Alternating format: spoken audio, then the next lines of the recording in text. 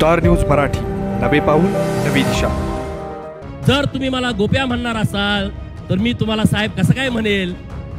मी नाही म्हणू शकत, मी साहेब नाही म्हणू शकत। तुम्ही जर मला हो म्हणाल मी तुम्हाला काहो म्हणेल, तुम्ही जर मला अरे म्हणाल मी तुम्हाला कारे म्हणेल, तुम्ही जर माझ्या एक कानाखाली दिली तर मी दोन देईन, माझा स्वभाव आहे। एका बाजूने संस्कार होणार नाहीत, दुसऱ्या बाजूने पण झाले पाहिजेत। सांगली शहरामध्ये गुंतवणुकीचा विचार करताय? कमर्शियल लोकेशन हवं आहे, स्वतःलाच व्यवसाय करायचा आहे किंवा नामांकित ब्रँड्ससाठी भाडे तत्वावर द्यायचं आहे? मग डोळे झाकून एकच पर्याय, श्री राजलक्ष्मी मॉल। सांगली जिल्ह्यातील नामांकित, अनुभवी व सुप्रसिद्ध श्री राजलक्ष्मी ग्रुप यांचे श्री राजलक्ष्मी मॉल एकाच छताखाली branded showrooms, restaurant, gym, food court, multiplex theatre, club house, game zone. नुसता मॉलच नाही तर लवकरच सांगलीमधील multi branded entertainment centre. Shri Rajlakshmi mall मध्ये आपली गुंतवणूक करा आणि मिळवा प्रचंड परतावा आणि प्रचंड फायदा। श्री राजलक्ष्मी ग्रुप आता पुण्यामध्ये देखील अनेक गुंतवणुकींचे पर्याय उपलब्ध। तुम्हाला सोने खरेदी करायचं आहे तर मग चला विट्याच्या ओम ज्वेलर्स मध्ये।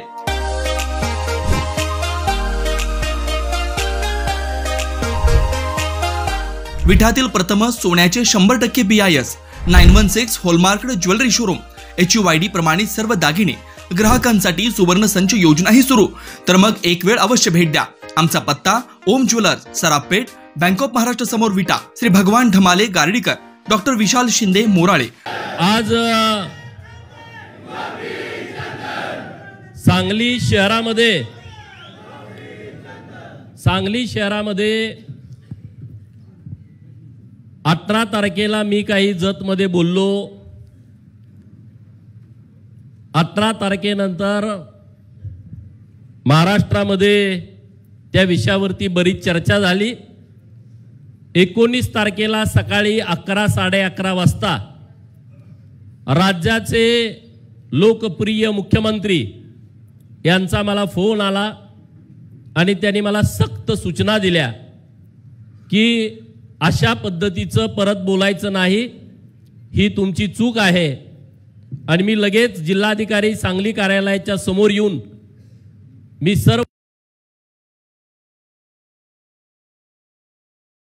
मीडियाच्या समोर सांगितलं की माननीय मुख्यमंत्री महोदयांच्या मला सक्त सूचना आहेत आणि अशा पद्धतीचं मी वक्तव्य करणार नाही। आणि तत्पूर्वी त्यांना शरदचंद्रजी पवारांचा फोन गेला होता आणि तेही माननीय मुख्यमंत्री महोदयांनी मीडियामध्ये सांगितलं, पवारांच्याकडून पण मीडियामध्ये ते आलं होतं। आणि मग मी सांगितलं की मी इथून पुढे असं वक्तव्य करणार नाही। माननीय चंद्रकांत दादांचा फोन आला, त्यांनी मला सूचना दिल्या की जे ज्येष्ठ नेते आहेत त्यांच्याबद्दल आपण असं बोलू नये। आणि मी म्हटलं ठीक आहे, मी इथून पुढे या विषयावरती बोलणार नाही। हे कधी घडलं? 18 तारखेला मी बोललो, 19 तारखेला मला सूचना आल्या आणि 18, 19, 20, 21 नंतर 22 तारखेला सांगली शहरामध्ये महाराष्ट्राची संस्कृती वाचवा अशा बॅनर खाली एक सभा पार पडली। आणि त्या सभेमध्ये जे काही वक्तव्य केली गेली आणि त्याच्यावरती आपल्या सर्वांचे नेते पालकमंत्री चंद्रकांत दादांनी 25 तारखेला, म्हणजे 22 तारखेला झालं होतं, 25 तारखेला ग्रामीण भारतीय जनता पार्टीच्या कार्यालयाचं उद्घाटन होतं आणि त्या सभेमध्ये चंद्रकांत दादांचा रुद्रावतार मी पहिल्यांदा पाहिला, तुम्ही पाहिला आणि अखंड महाराष्ट्राने पाहिला। आणि त्यांनी त्यामध्ये भूमिका व्यक्त केली की तुम्ही ज्या चुकीच्या पद्धतीने बोललाय त्याच्यावरती आम्ही इशारा मोर्चा 1 ऑक्टोबरला सांगलीमध्ये काढतोय आणि तुमचा जो जातीयवादी विकृतीचा रावण आहे तो आम्ही जाळणार आहे। ही भूमिका माननीय चंद्रकांत दादांनी मांडली। आणि मग आता ठीक आहे, मला पार्टीनं मला सक्त सूचना दिल्या, मी या विषयावरती बोलायचं नाही, मी गप्प राहिलो। परंतु सांगलीच्या सभेमध्ये मला तर तुम्ही शिव्या दिल्याच, ठीक आहे, मी तुम्हाला बोललोय, मला तुम्ही गोप्या म्हणताय, माझ्या आईला शिव्या देताय, माझ्या सगळ्या खानदानीवरती तुम्ही बोलताय. माझे सहकारी मित्र, शेतकऱ्यांचे, कष्टकऱ्यांचे नेते, ते काय उगेच असे पुढारी झाले नाहीत सदाभाऊ. आता त्याने सांगितलं 265 केसेस झालेत. तुम्ही गेलाय का जेलमध्ये कधी? सतरंजीवर झोपलाय का जेलमध्ये? ताटात वाटे आणि ताट घेऊन तिथं जेवण लाईनमध्ये घेतलंय का तुम्ही शेतकऱ्यांच्यासाठी? तुम्ही त्यांच्या आईवरती बोलताय. म्हणे माझं पाय तोडतो, माझा हात तोडतो. पोरं निघाली होती त्याला उचलून आणायला. ठीक आहे, इथंपर्यंत ठीक आहे. तुम्ही माननीय देवेंद्र फडणवीस साहेबांच्या सौभाग्यवती धर्मपत्नीच्या वरती ज्या खालच्या पद्धतीनं जाऊन बोलला, आणि म्हणून मी काल आमच्या बिरोबाबानामध्ये त्यांना जे सोडायचं ते सोडलं. माझं बरोबर आहे का चूक आहे? 22 तारखेला झालं. शरद पवारांनी 22 तारखेला संध्याकाळी का नाही फोन केला देवाभाऊना की माझी ही कुत्री सगळी गेली होती सांगलीला आणि नको ती घाण करून आलेत, हे तुमच्या सौभाग्यवतीवरती बोलले. केला फोन? केला का? करणं अपेक्षित होतं की नाही? मीडियाला माझा सवाल आहे की शरदचंद्र पवारांनी मी बोलल्याच्या नंतर देवाभाऊंना फोन केला. तो फोन अखंड जगामध्ये ज्यांचं नाव आहे, अखंड जगामध्ये ज्यांनी दबदबा निर्माण केलाय, भारत ही महासत्ता होणार हे आम्ही पूर्वी ऐकत होतो, पण भारत आता महासत्ता होताना आम्ही बघतोय.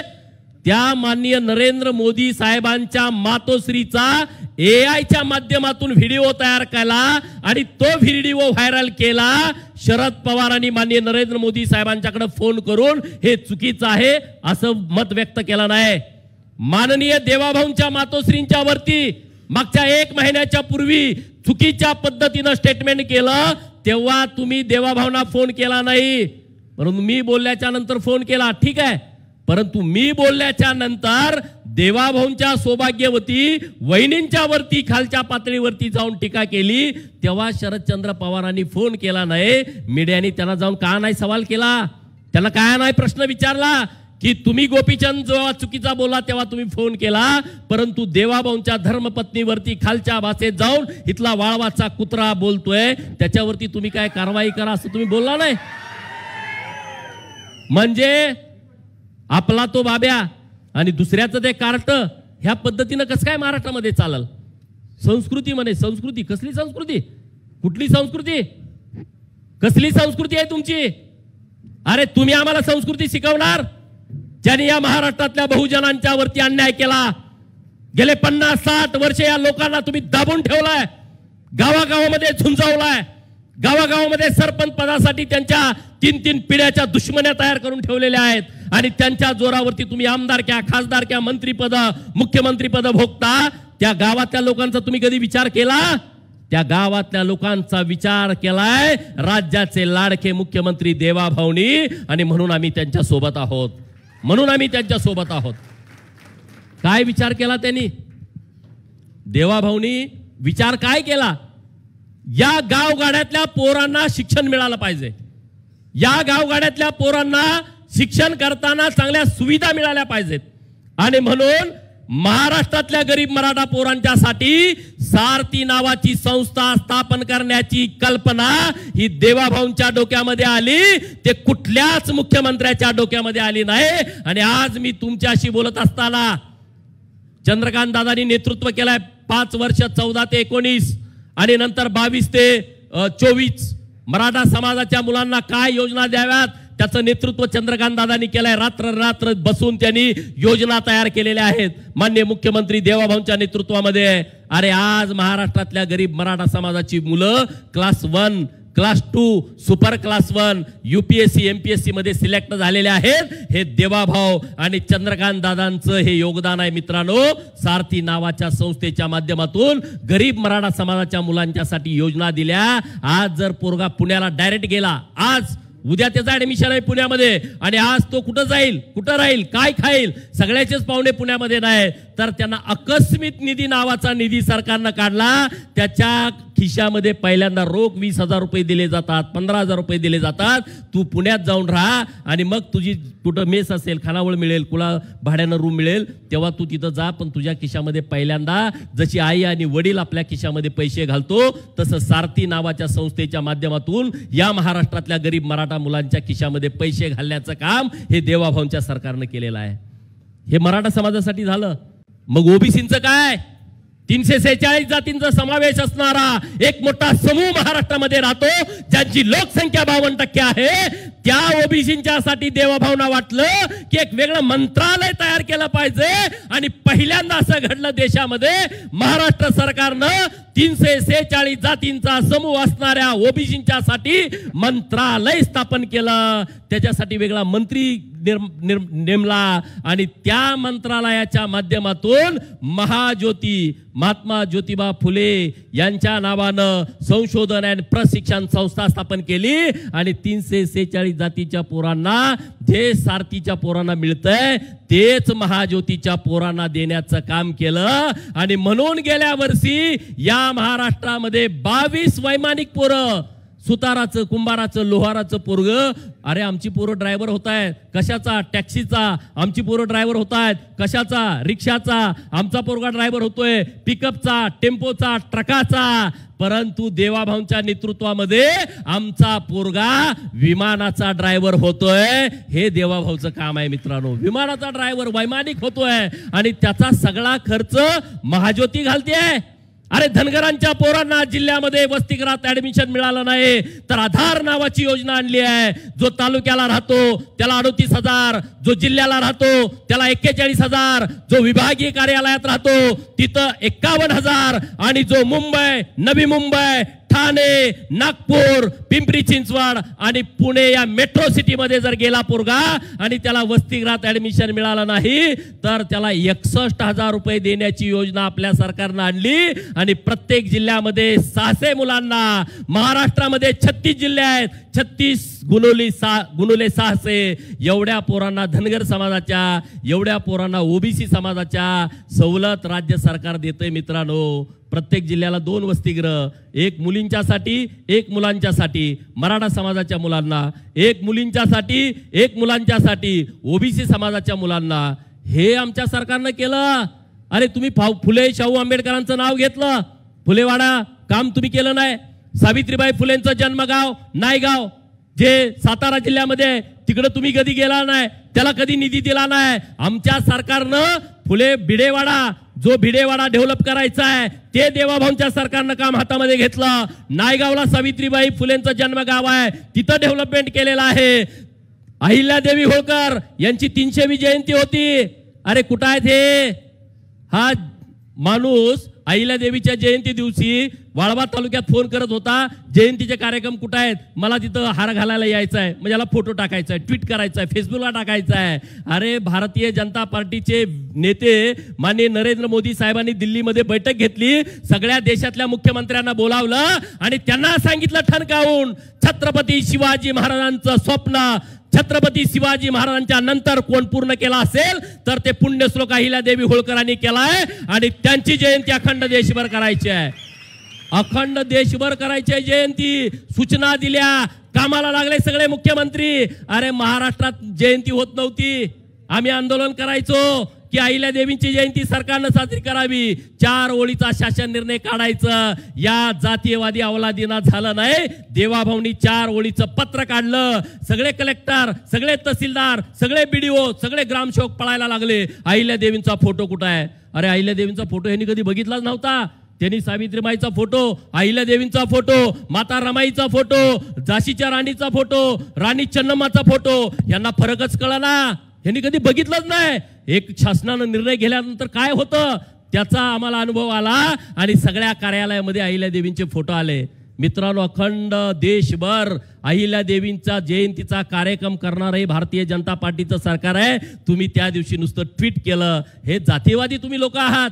नरवीर राजे उमाजी नाईक जो इंग्रजांच्या विरोधामध्ये लढला, या देशामध्ये इंग्रजांच्या विरोधामध्ये पहिल्यांदा फासावरती कोण गेला तर ते नरवीर राजे उमाजी नाईक आहेत। आमच्या रामोशी समाजाचा तो अभिमान आहे, स्वाभिमान आहे। त्यांचं गाव पुणे जिल्ह्यामध्ये आहे, पुरंदर तालुक्यामध्ये आहे, भिवडी नावाचं गाव आहे। अरे आम्ही किती वेळा म्हटलं की नरवीर राजे उमाजी नाईकांची जयंती सरकारनं करावी, नाही केली। देवाभाऊंच्या सरकारनं निर्णय केला की नरवीर राजे उमाजी नाईकांची जयंती सरकारनं करावी आणि सगळीकडे सरकार जयंती साजरी करायला लागलं। 7 सप्टेंबरला याच महिन्यात नरवीर राजे उमाजी राजांची जयंती होती। राज्याचे मुख्यमंत्री भिवडीला आले होते, चंद्रकांत दादा तिथले आमदार आहेत त्या विभागातले, पुणे शहरातले, मागे दादा पालकमंत्री होते।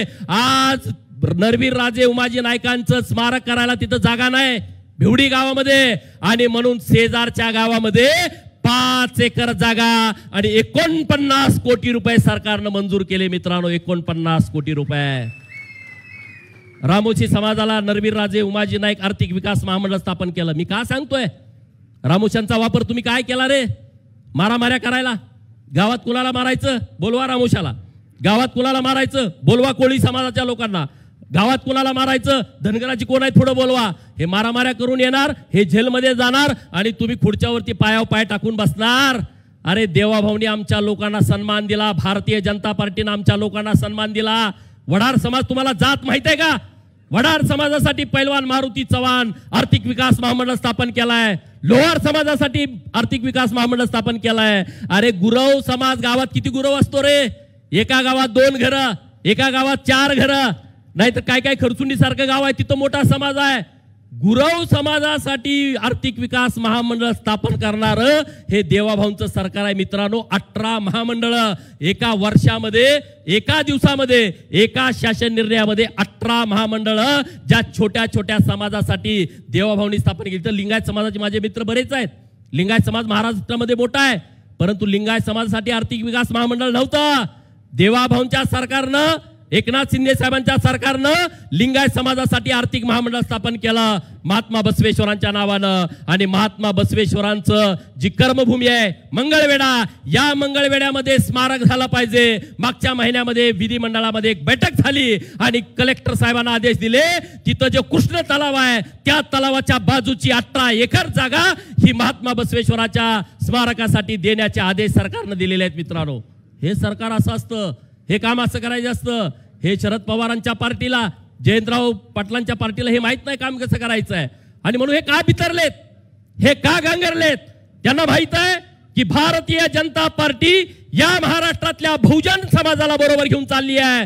पूर्वी तुम्ही त्यांना विरोध करत होता, त्यांच्यावरती भाजपावरती टीका करत होता, ही ब्राह्मणांची पार्टी आहे, ही व्यापाऱ्यांची पार्टी आहे। आज गावगाड्यातल्या पोरांना वाटतंय ही पार्टी आमची आहे, ही पार्टी आमची आहे, हे आमचा हक्क आहे।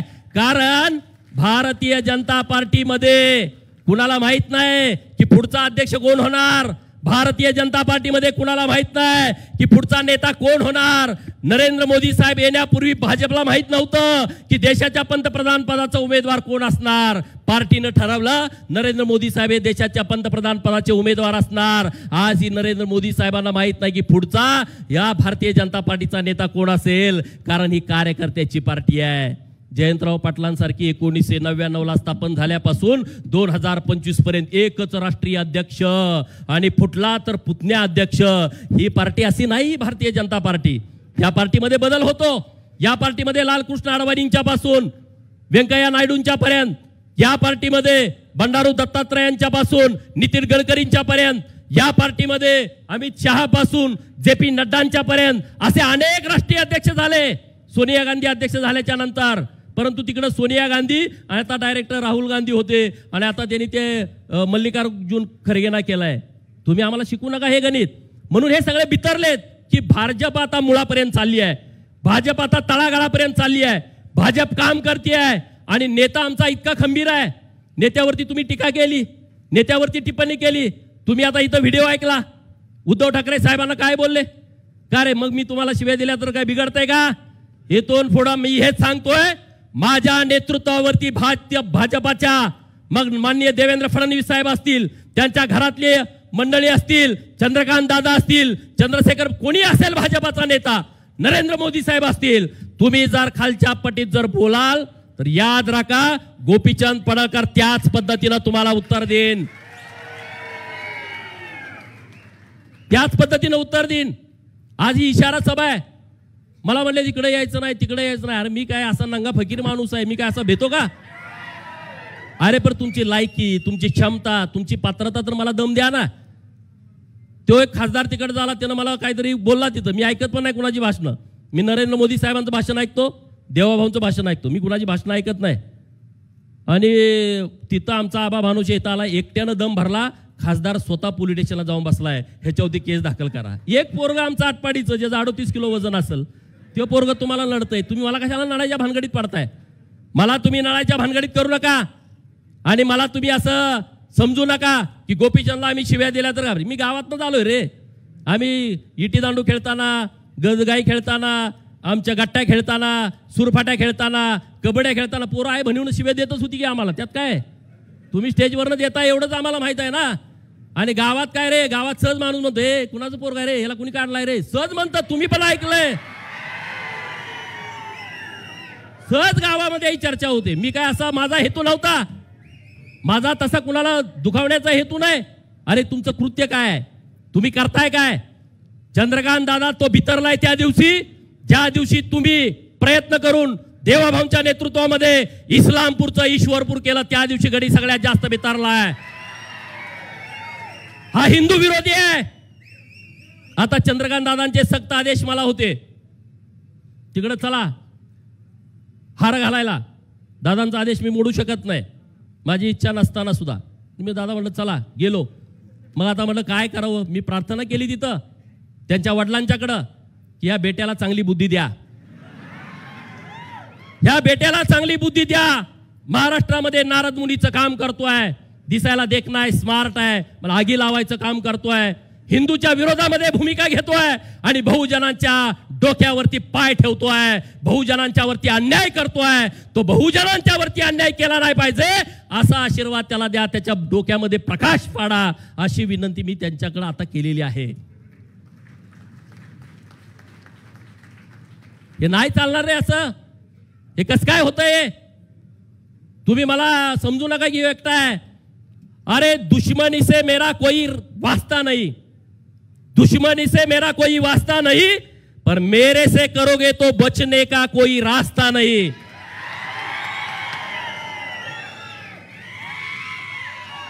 मी सहज कुणाच्या नादाला जात नाही, परंतु माझ्या पार्टीच्या नेतृत्वाबद्दल तुम्ही बोलाल तर माझी तळपायाची आग मस्तकामध्ये जाते. कारण माझ्या पार्टीनं या महाराष्ट्राच्या कल्याणाचं काम केलं आहे. या पार्टीनं महाराष्ट्रामध्ये दुष्काळ मुक्त करण्याचं काम केलंय महाराष्ट्राला. अरे आपण ज्या जिल्ह्यात आहे त्या जिल्ह्यातली तुम्ही अवस्था बघा. जत, कवटेमंकाळ, तासगावचा पूर्व भाग, मिरजचा पूर्व भाग, खानापूर पूर्वीचा आताचं भवानीनगर ज्याला आपण म्हणतोय, कडेगाव, पलूस, तिकडचा पलीकडचा मान, खटाव, कोरेगाव, फलटण, तिकडं मंगळवेढा, सांगोला, माळशिरसचा अलीकडचा दक्षिणेकडचा भाग, लांबचं मी सांगत नाही काय अवस्था होती. इकडं शिराळ्याचा भाग, वकुडे बुद्रुक योजना तुमची का नाही पैसे दिले तुम्ही? तुम्ही तर जलसंपदा खात्याचे मंत्री होता, तुम्हाला पैसे देता आले नाहीत. का नाही देता आले? कारण तुमची भावना नाही. अरे इथून 800 किलोमीटर नागपूर आहे, तिथला मुख्यमंत्री आमचा दुष्काळ मिटवतोय, मराठवाड्यासाठी मराठवाडा वॉटर ग्रीड सारखी योजना आणतोय, विदर्भातल्या तिथल्या लोकांच्यासाठी नदी जोडचा प्रकल्प आणतोय. हा नेता काम करणारच ना. तुम्ही ब्राह्मणांना शिव्या देता. पृथ्वीराज भैयांनी इथं विषय काढला, ब्राह्मणांना शिव्या, टार्गेट, एखादं कोणी बोललं फोनवर शिव्या. का रे ब्राह्मणांना तुम्ही समाजाला कशा काय शिव्या देऊ शकता? एखाद्या व्यक्तीला तुम्ही विरोध करू शकता, एखाद्या व्यक्तीवरती तुम्ही टीका टिप्पणी करू शकता, अखंड ब्राह्मण समाजाला तुम्ही टार्गेट कसं काय करू शकता? काय रे, काय अशी पद्धत आहे? ही कुठली संस्कृती आहे? कुठले हे संस्कार आहेत तुमचे? एखाद्या समाजाला तुम्ही शिव्या देता आणि हे खपवून घेतलं जाणार नाही. एवढा ब्राह्मणावरती का राग आहे रे? काय तुमच्या शेजारी मुक्कामी होता काय ब्राह्मण? काय एवढं तुम्हाला राग येतोय? अडचण काय? परत मला गोपीचंदची जीभ घसरली. काल मी काय म्हणलो? काल मी म्हणलो मला हे गोप्या म्हणले, तुम्ही सगळ्यांनी ऐकलं की या चौकात गोप्या म्हणले, सगळ्या टीव्हीवरती दाखवलं. मी बोललो गोपीचंद पडळकरची जीभ घसरली, गोपीचंद पडळकर सुसंस्कृत नाही, गोपीचंद पडळकरचे संस्कार बरोबर नाहीत. ठीक आहे, तुम्ही माझ्यावरती बोलला. अरे मी पण लोकांतनं निवडून आलोय ना, 3 लाख लोकांचं नेतृत्व मी करतोय ना. मग मला व्यासपीठावरती एखादा गोप्या म्हणत असेल, आया बहिणीवरती मला शिव्या देत असेल, तर त्याची महाराष्ट्रामध्ये चर्चा का नाही झाली? म्हणजे कोणतरी एखादा मोठा पाटील, एखादा मोठा प्रस्थापित घराण्यातला असला तर त्याची आबरू वेगळी आहे आणि दुसऱ्या आमदाराची किंमत वेगळी आहे का? त्याच्यावरती का नाही चर्चासत्र झाली? त्याच्यावरती का नाही डेबिट झाली? त्याच्यावरती का नाही स्पेशल रिपोर्ट झाले? आणि म्हणून मग मी म्हणलो, जर तुम्ही मला गोप्या म्हणणार असाल तर मी तुम्हाला साहेब कसं काय म्हणेल? मी नाही ना म्हणू शकत, मी साहेब नाही म्हणू शकत. तुम्ही जर मला अहो म्हणाल मी तुम्हाला काहो म्हणेल. तुम्ही जर मला आरे म्हणाल मी तुम्हाला कारे म्हणेल. तुम्ही जर माझ्या एक कानाखाली दिली तर मी दोन देईन. माझा स्वभाव आहे. एका बाजूने संस्कार होणार नाहीत, दुसऱ्या बाजूने पण झाले पाहिजेत. आणि म्हणून ही इशारा सभा त्यासाठी आहे. तुम्ही जर भारतीय जनता पार्टीच्या नेतृत्वावरती जर टीका टिप्पणी खालच्या लेवलला गेली तर त्याच्या दुप्पट खाली जाऊन मी तुमच्यावरती टीका टिप्पणी करेल. मग ते संस्कार बिंस्कार मला काही गरज नाही. मला त्या संस्कृतीचं काही देणं घेणं नाही. तुमचे महाराष्ट्राची तुम्ही काय ठेकेदार आहे का रे महाराष्ट्राचे? तुम्ही काय बाप लागून गेला का महाराष्ट्राचं? महाराष्ट्र म्हणजे तुम्ही नाही आहे.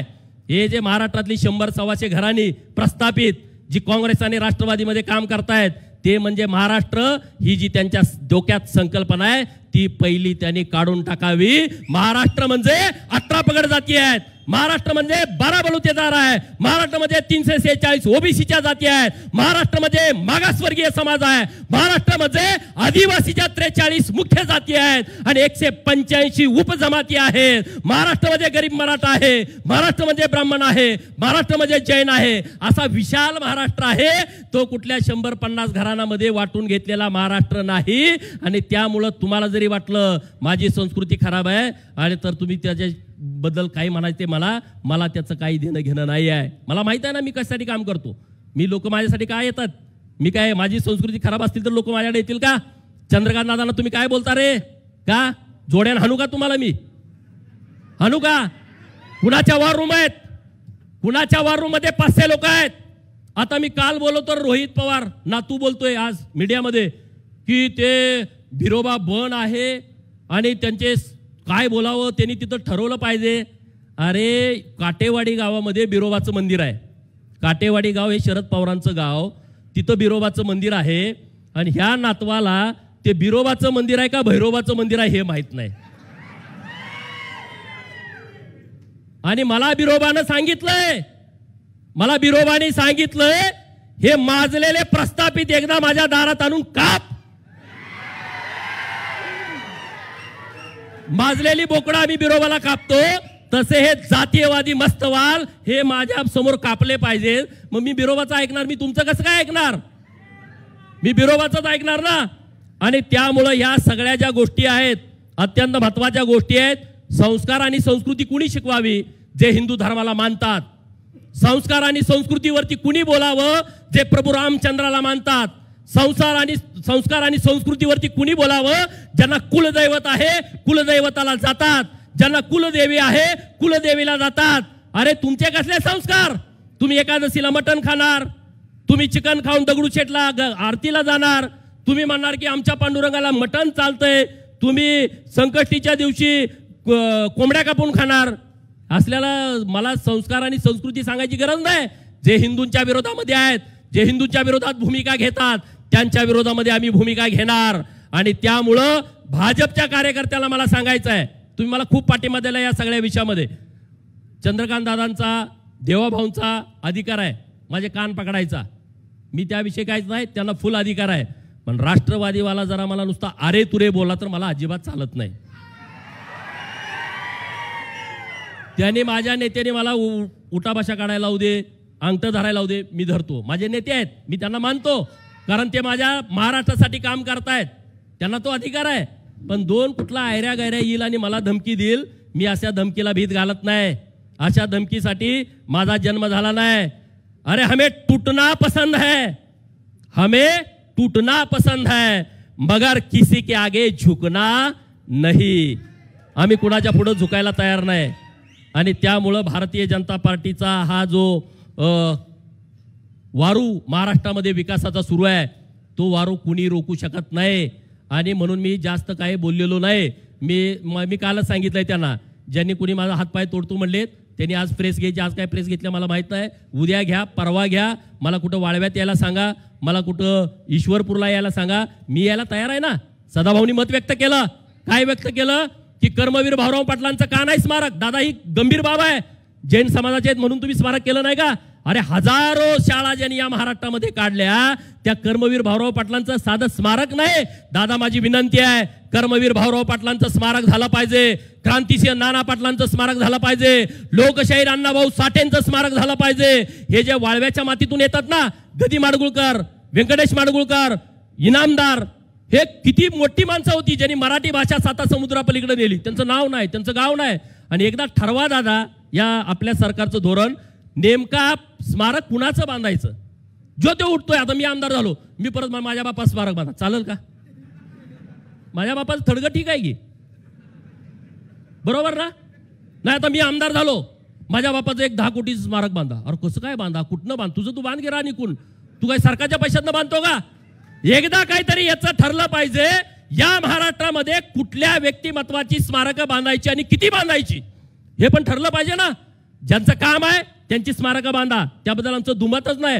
अरे परंतु 20 कोटीचं, 30 कोटीचं, 40 कोटीचं, 50 कोटीचं स्मारक, इकडं लगा एका समाजाला 50 कोटी दिले तर त्या समाजातली पोरं शिकून क्लास 1 अधिकारी होतील. हेळवी समाजाला 50 कोटी द्या ना. इकडं तुम्ही नंदीवाले समाजाला 50 कोटी द्या, नंदी बैलवाले समाजाला 50 कोटी द्या. हो जो मागत फिरतोय मर्यायचा गाडेवाला, कडक लक्ष्मीवाला, कुडमुड्या जोशीवाला, त्याला द्या ना.